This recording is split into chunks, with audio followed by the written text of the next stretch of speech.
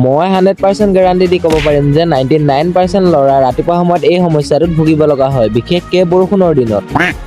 Hello' friends, মই Shafikul and welcome back to my another blog. বতৰটো এইকেইদিন ইমানে ৰং সলাইছে, মানে এদিন ৰ'দ দিলে এদিন আকৌ বৰষুণহে দিবলৈ পায়। আজি ৰাতিপুৱা সময়ত মানে মই আহিছিলোঁ আমাৰ খুৰাহঁতৰ ঘৰত। খুৰাহঁতৰ ঘৰত থাকোঁতে আকৌ বৰষুণ দিলে, সেইকাৰণে ধুনীয়াকৈ ছাতিটো লৈ পেলাই এই বোকা ৰাস্তাৰে যাবলৈ ওলালোঁ মই ঘৰৰ ফাললৈ বুলি। ৰাস্তাত আহি থাকোঁতে মানে বৰষুণটো কমাৰ একো নামেই নল'লে ৰাইজ। বাৰু ৰাস্তাত আহি থাকোঁতে দেখিলোঁ যে মই এনেধৰণৰ ৰঙা কাৰ্পেট পৰি আছে। মই ভাবিছোঁ চাগে নিজকে একদম ভিআইপি ফিল কৰি পেলাই ধুনীয়াকৈ সেইখনৰ ওপৰত খোজকাঢ়ি এই ঘৰ পালোহি। আৰু এতিয়া হৈছে মেইন কথাটো, মানে ৰাতিপুৱা সময়ত এই বৰষুণত আহিছিলোঁ এফালৰ পৰা, আকৌ মায়ে পইচাকেইটা দি পঠিয়াইছে মোক গোটৰ পইচা দিবলৈ বুলি। আৰু বৰষুণত এনেকুৱা কাম কৰি থাকিবলৈ একদমেই অশান্তি লাগে ৰাইজ। বাৰু যেনে তেনে তিতি বুৰি পেলাই ধুনীয়াকৈ গোটৰ পইচাটো দি এতিয়া আহিলোঁ ঘৰলৈ। আৰু ঘৰলৈ আহি কালি মানে মোৰ লগৰটো ঘৰত আমাৰ ঘৰত থাকিবলৈ আহিছিল, তো তাক থবলৈ গ'লো এতিয়া সিহঁতৰ ঘৰলৈ বুলি। সিহঁতৰ ঘৰলৈ যাবলৈ মানে ৰাস্তা দি অলপ দূৰ হয়, সেইকাৰণে শ্বৰ্টকাট মাৰিম বুলি মোক মাজাৰলৈ লাগিছিল। আৰু মাজাৰ আহি পাওঁতে চাওকচোন পাৰখিনি কিমান ধুনীয়াকৈ উৰি আহিছে ওচৰলৈ, কিবা মানে খাবলৈ লাগে। আমাৰ হাতত পাৰক দিবলৈ একো নাছিল, সেইকাৰণে দিব নোৱাৰিলোঁ। বেলেগ এদিন পাৰিলে দি থৈ যাম। সি মোক আহোঁতে কৈছিলে যে শ্বৰ্টকাট মাৰিম বুলি, কিন্তু শ্বৰ্টকাটৰ বদলি সি আকৌ মোক পথাৰৰ মাজেহে লৈ আহিল। বাৰু পথাৰৰ মাজেৰে এনেকৈ পানী গছকি আহি ফাইনেলি পাই গ'লো সিহঁতৰ ঘৰত। আৰু ঘৰলৈ আহি পেলাই ধুনীয়াকৈ এতিয়া চাহ একাপ লৈ ল'লোঁ খাবলৈ। বাৰু তাৰ পাছত অলপ টাইম পাছ কৰিবলৈ ধুনীয়াকৈ তাৰ লগতে কেৰম বোৰ্ড খেলিলোঁ। আৰু কেৰম বোৰ্ড খেলি পেলাই ভাবিছোঁ আজি ব্লগটো ইমানতে সামৰণি বাৰু। এনে তোমালোকক লগ পাই আছোঁ মই অন্য এটি ব্লগত। তো আজিলৈ সকলোকে বাই বাই।